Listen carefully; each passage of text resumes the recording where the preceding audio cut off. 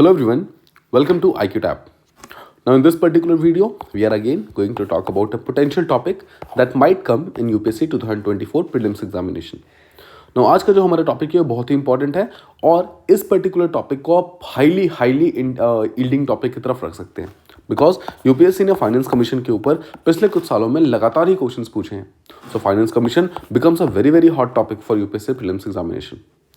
यहाँ हम बात करने वाले हैं जो लेटेस्ट फाइनेंस कमीशन को रिसेंटली बनाया गया है, दैट इज 16 फाइनेंस कमीशन, उसके बारे में.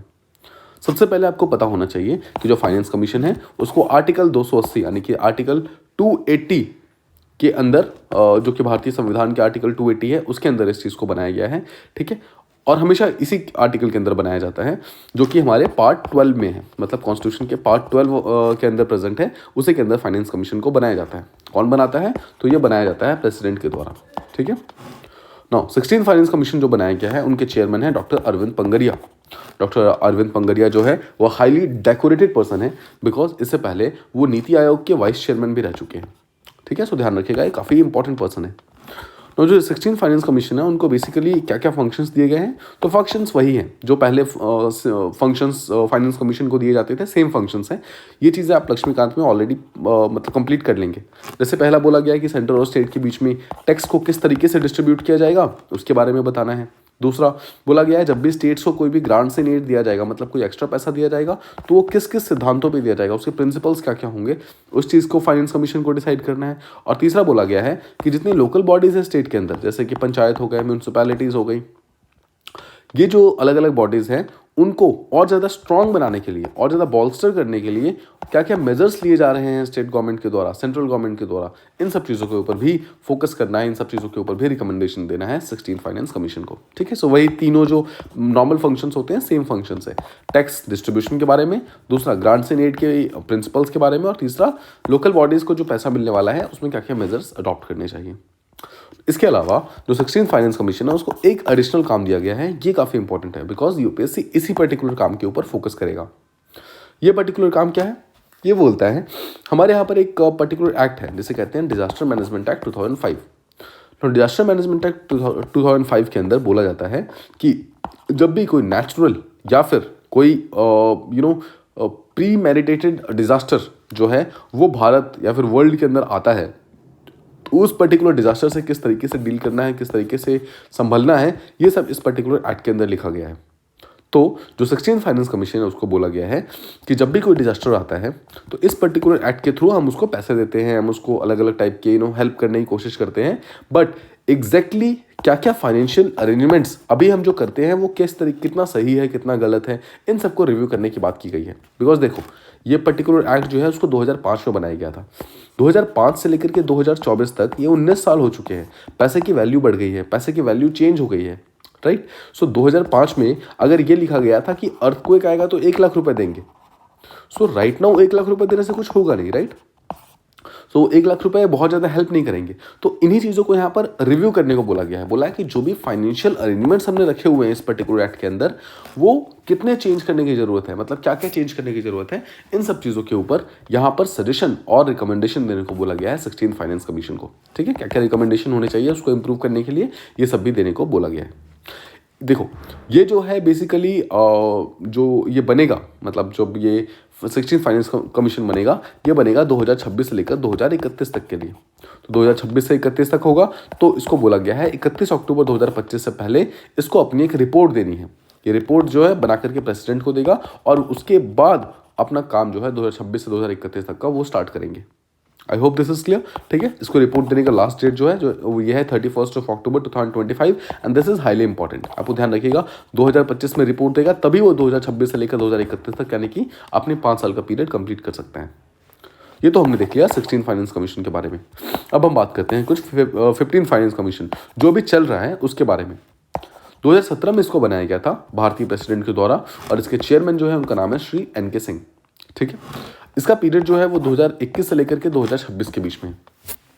तो यहाँ पर एक इंपॉर्टेंट चीज़ है, आपको बस एक चीज़ ध्यान रखना है. यहाँ पर देखिए इससे पहले जितने भी फाइनेंस कमीशन बने थे ना, सबने अपने पीरियड को स्टार्ट होने से पहले एक एक रिपोर्ट दिया था। ठीक है, मतलब जब भी एक फाइनेंस कमीशन बनता है, लेट्स से कि कोई पर्टिकुलर फाइनेंस कमीशन है जिसका काम 2021 में स्टार्ट होने वाला है और 2026 तक रहने वाला है, मतलब 5 साल तक रहने वाला है, तो इसको जो अपने काम को स्टार्ट करने से पहले ही, मतलब 2018 या फिर 2019 या फिर 2020 में एक रिपोर्ट देनी होगी कि अभी तक इसको क्या लग रहा है, मतलब फाइनेंस कमीशन को क्या क्या क्या फील हो रहा है अलग अलग क्षेत्रों में, अलग अलग फील्ड्स में, और किस तरीके से वो उन पर्टिकुलर चीज़ों को चेंज करना चाहता है, कैसे कैसे बेटर करना चाहता है।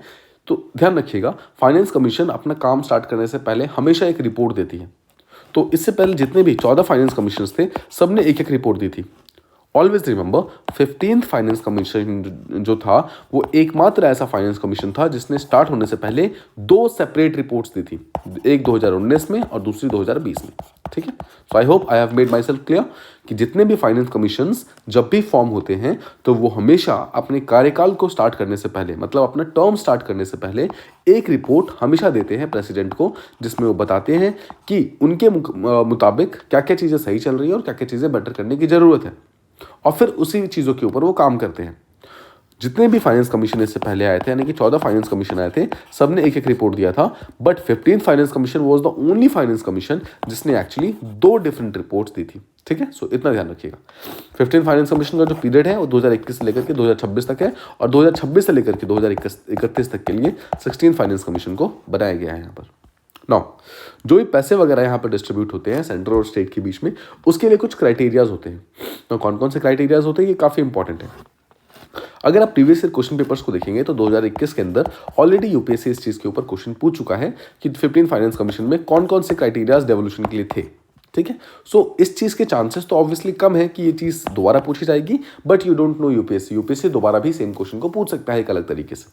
सो ध्यान रखिएगा कौन कौन से क्राइटेरियाज हैं जिसके बेसिस पे पैसे डिवाइड किए जाते हैं सेंटर और स्टेट के बीच में और डिफरेंट स्टेट्स के बीच में।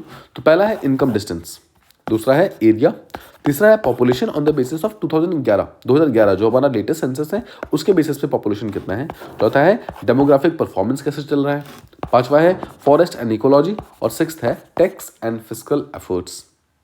नाउ अगर आप ध्यान से देखिए तो मैंने यहाँ पर 3 डिफरेंट चीज़ों को हाईलाइट किया हुआ है। एक किया है पॉपुलेशन 2011 को, एक किया है फॉरेस्ट एंड इकोलॉजी को, और तीसरा किया है टैक्स एंड फिस्कल एफर्ट्स को। नाउ ये मैंने इसलिए किया है बिकॉज ये तीनों चीज़ें 14 फाइनेंस कमीशन के अंदर प्रेजेंट नहीं थी, और 15 फाइनेंस कमीशन के अंदर ये तीनों चीज़ें पहली बार आई थी। देखिए 14 फाइनेंस कमीशन के अंदर पॉपुलेशन जो है वो बेसिकली 1971 का यूज़ हो रहा था। ठीक है, सो फिर से ध्यान रखिएगा, 14 फाइनेंस कमीशन जो इससे पहले था, यानी कि जो 2016 से लेकर के 2021 तक काम कर रहा था, उसके लिए पॉपुलेशन वो कौन सा कंसिडर कर रहा था, 1971 वाला। लेकिन जो 15 फाइनेंस कमीशन है वो कंसीडर कर रहा है 2011 वाला, पहली चीज़ तो। दूसरा, जो 14 फाइनेंस कमीशन था उसके अंदर लिखा हुआ था फॉरेस्ट कवर वर्ड यूज़ किया गया था, लेकिन 15 फाइनेंस कमीशन में फॉरेस्ट कवर वर्ड को हटा करके फॉरेस्ट एंड इकोलॉजी वर्ड को यूज़ किया गया है। और टैक्स एंड फिस्कल एफर्ट्स तो 14 फाइनेंस कमीशन में कहीं मेंशन ही नहीं था। 15 फाइनेंस कमीशन में पहली बार टैक्स एंड फिस्कल एफर्ट्स को यहाँ पर मेंशन किया गया है। तो ये तीनों चीज़ें काफ़ी ज़्यादा इंपॉर्टेंट है। यूपीएससी इन तीनों के ऊपर भी एक एक्सक्लूसिवली एक अलग से क्वेश्चन पूछ सकती है। तो मैंने एक अलग से क्वेश्चन भी बना दिया है कि कौन कौन से क्राइटेरियाज थे जो 15 फाइनेंस कमीशन में तो हैं बट 14 फाइनेंस कमीशन में नहीं थे। द आंसर इज पॉपुलेशन 1971 वाली जो 14 फाइनेंस कमीशन में था बट 15 फाइनेंस कमीशन में नहीं है, और एक फॉरेस्ट कवर नहीं है, इसको चेंज करके रादर फॉरेस्ट एंड इकोलॉजी कर दिया गया है। उम्मीद करता हूँ यहाँ तक आपको समझ आ गया। तो जो अपना 15 फाइनेंस कमीशन है जो अभी चल रहा है उसके इंपॉर्टेंट रिकमेंडेशंस क्या क्या है उसको देख लेते हैं। पहली चीज़ जो बोला है कि स्टेट और सेंटर के बीच में जब पैसा डिवाइड होगा तो स्टेट्स को 41% पैसा दिया जाएगा। 41%, ध्यान रखिएगा, 21 से 26 के पीरियड के लिए। नाउ इंपॉर्टेंट चीज़ ये है कि जो इससे पिछला फाइनेंस कमीशन था यानी कि 14 फाइनेंस कमीशन था उसने बोला था कि 42% पैसा मिलना चाहिए स्टेट्स को। मतलब जो पिछला फाइनेंस कमीशन था उसने 42% पैसा दिया था, बट जो करंट फाइनेंस कमीशन है उसने 41% पैसा दिया है। ऐसा क्यों? The reason is because Jammu Kashmir पहले एक बड़ी स्टेट हुआ करती थी, ठीक है, एक लार्जर स्टेट था, इसलिए इसको ज़्यादा पैसे चाहिए होते थे, तो इसलिए 42% पैसा स्टेट्स को दिया गया था। लेकिन जम्मू कश्मीर अब स्टेट रहा नहीं, और जम्मू कश्मीर डिवाइड होकर अब एक लद्दाख में भी चेंज हो गया है। जम्मू कश्मीर और लद्दाख के 2 डिफरेंट यूनियन टेरिटरीज हैं और दोनों ही अब स्टेट नहीं रहे, इसलिए यहाँ से 1% पैसा हटा करके ये पैसा जो है जम्मू कश्मीर और लद्दाख के यूनियन टेरिटरी को बेसिकली दे दिया गया है। उम्मीद करता हूँ आपको ये चीज़ समझ आ गई कि 14 फाइनेंस कमीशन यानी कि पिछले फाइनेंस कमीशन में स्टेट्स को 42% पैसा दिया गया था, बट इस फाइनेंस कमीशन में स्टेट्स को सिर्फ 41% पैसा दिया गया है। The reason is because Jammu Kashmir अब स्टेट नहीं रहा, तो जम्मू कश्मीर के जो शेयर का पैसा था उसको वहाँ से हटा करके उनको यूनियन टेरिटरीज की तरफ से दे दिया गया है। दूसरा चीज़ जो 15 फाइनेंस कमीशन ने रिकमेंड किया है वो ये बोला है कि सेंट्रल गवर्नमेंट को अपने फिस्कल डेफिसिट को कम करना होगा बाय 4%। मतलब अब जो सेंट्रल गवर्नमेंट का जो फिस्कल डेफिसिट है, मतलब जितनी भी उधारी है, वो 4% ऑफ जीडीपी से ज़्यादा नहीं होनी चाहिए 2025-26 खत्म होने के बाद। तो 4% ऑफ जीडीपी आपको ध्यान रखना है। और तीसरी चीज़ बोला गया, मतलब जो रिकमेंड किया गया वो ये बोला गया कि MFDIS नाम की एक बॉडी बनानी है। MFDIS का फुल फॉर्म है modernisation fund for defence and internal security. ये काफ़ी इंपॉर्टेंट है। नाउ यहाँ पर यूपीएससी एक छोटा सा ट्रिक खेल सकता है। वो क्या करेगा, यूपीएससी बोल देगा that MFDIS has been recommended in 16 finance commission, जो अपना लेटेस्ट वाला फाइनेंस कमीशन है इसके अंदर, या फिर ये बोल देगा कि it was recommended in 14 finance commission. But आपको ध्यान रखना है जो अभी ऑनगोइंग हमारा फाइनेंस कमीशन है उसी के अंदर बोला गया है MFDIS को बनाने के लिए। ठीक है, so that's all from 16 finance commission. इसके बारे में जितनी भी इंपॉर्टेंट चीज़ें थी हमने सारी चीज़ें डिस्कस कर ली हैं।